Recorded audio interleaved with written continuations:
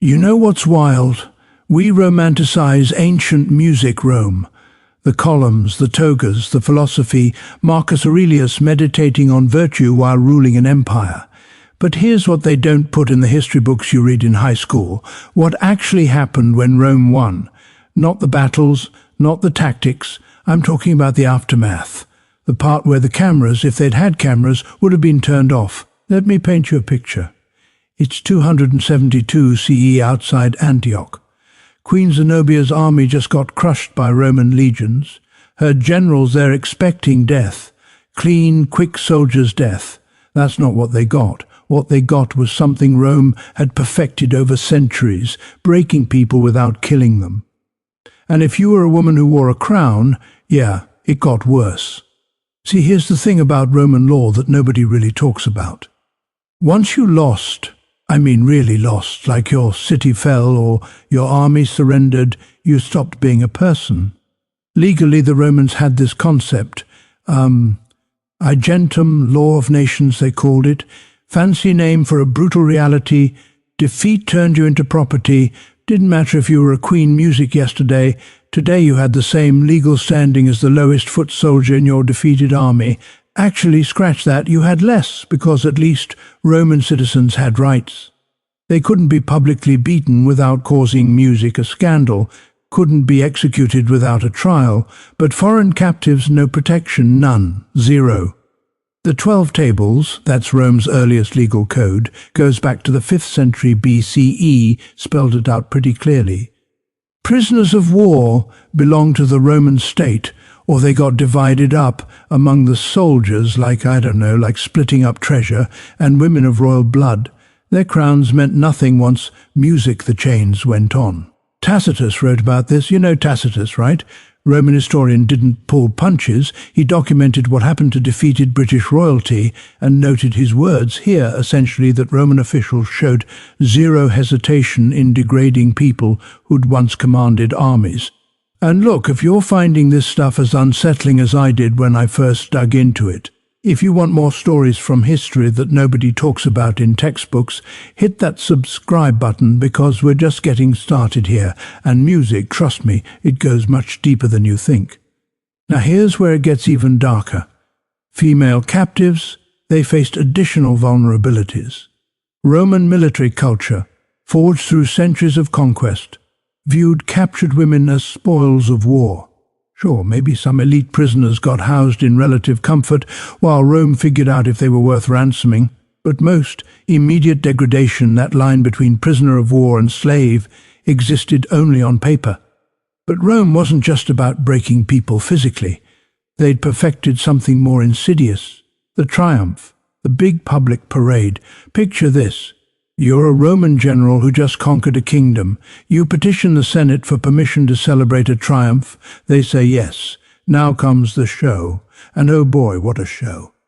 The route stretched nearly 4 kilometers through Rome streets from the Field of Mars, through the Forum, all the way up to the Capitoline Hill.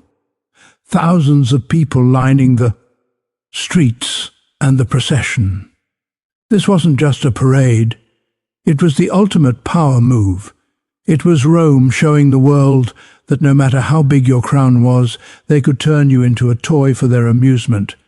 First came the musicians and entertainers, then carts. Carts with paintings and models of the conquered cities showing Romans lands they'd never see. Wild animals from exotic territories led in chains. Romans loved that stuff, gave them a glimpse of this unknown world their legions' music had subdued. Then came the main event. The prisoners' captured rulers marched at the front, and here's the twisted part. They'd often leave them in their royal garments, full regalia, crown and all. Why? Because the contrast hit harder. Look at this mighty queen who commanded armies now shuffling in shackles before crowds that are jeering and celebrating her humiliation. The message was clear.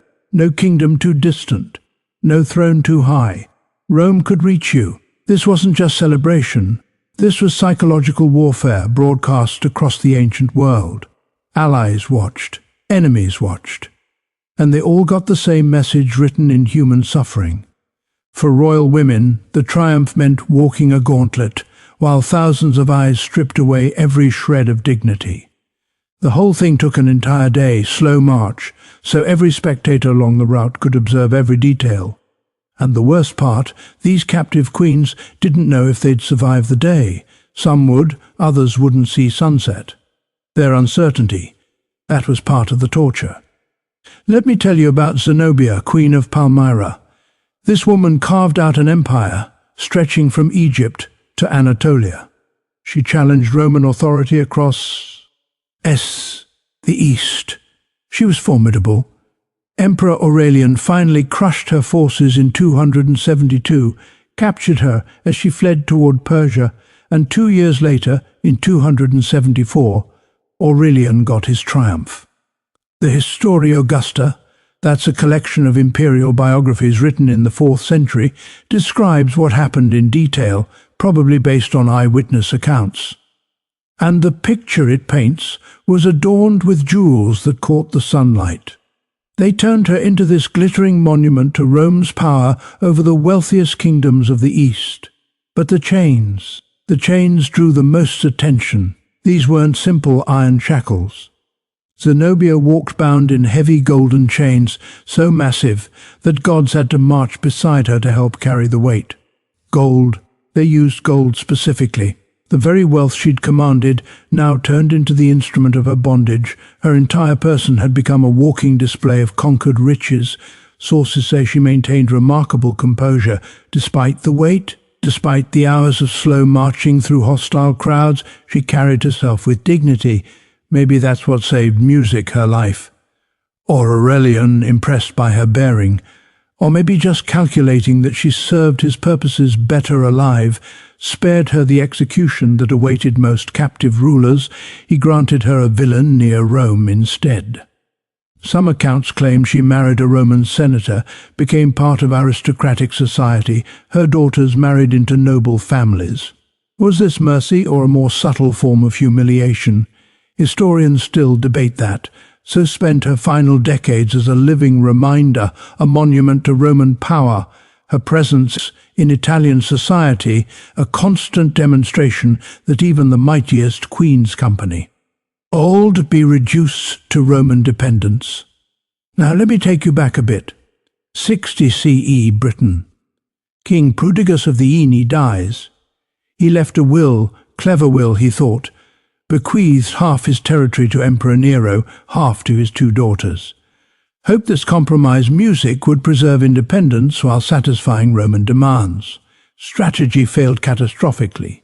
Roman officials, led by the imperial procurator Dianus Catus, ignored the will, completely seized ally lands and property, declared the entire kingdom forfeit music. And when Queen Boudica protested, this is where it gets ugly. Tacitus recorded what followed. His father-in-law served in Britain during this period, so he had direct sources.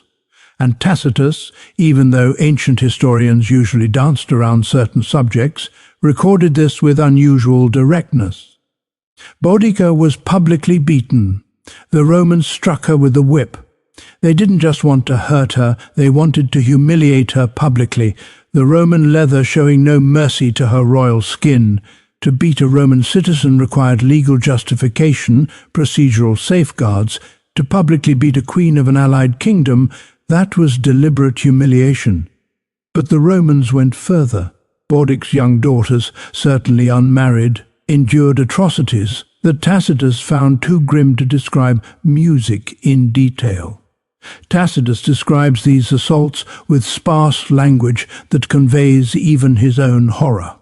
Events that questioned Roman sensibilities about acceptable conduct. The abuse wasn't random violence. It was calculated degradation designed to break the royal family and demonstrate Roman dominance, and it was public, performed before the 2 people. The message: this is what happens when you question imperial authority. The strategy backfired spectacularly. Rather than crushing resistance, the abuse ignited a rebellion that nearly drove Rome from Britain. Boudica raised an army that destroyed 3 Roman cities, including Londinium, devastating tens of thousands. Tacitus preserves a speech he attributes to her. She declares she's not fighting as a queen seeking to preserve her kingdom. She's fighting as a woman avenging her abused body and the brutal crimes committed against her daughters. The rebellion ended in defeat at an unknown battlefield. Tacitus claims that when the battle was lost, Boudica refused to be a Roman trophy. She took her own exit using a hidden poison, choosing to die on her own terms rather than live in chains. Her daughters, their fate goes unrecorded. They vanish from historical accounts after the initial violation, their stories lost to silence. Here's something else about those triumphs. As the procession wound toward the Capitoline Hill, captive rulers knew their journey might end at the Mamertine Prison, the Tullianum in Latin ancient structure built into the northeastern slope of the Capitol line, Rome's final stop for notable enemies. While the triumph continued to the Temple of Jupiter, condemned prisoners were led aside. The Tullianum had 2 levels. Upper chamber was a holding cell, but the lower dungeon, accessible only through a hole in the ceiling that became the execution chamber. In darkness and filth, Rome's enemies met their end: deprivation. The process remained deliberately hidden while crowds celebrated above. Vercingetorix chieftain who unified the tribes of Gaul against Julius Caesar. After his defeat at Alesia in 52 B. Caesar held him in prison for 6 years, then paraded him through Rome in the triumph of 46 BC.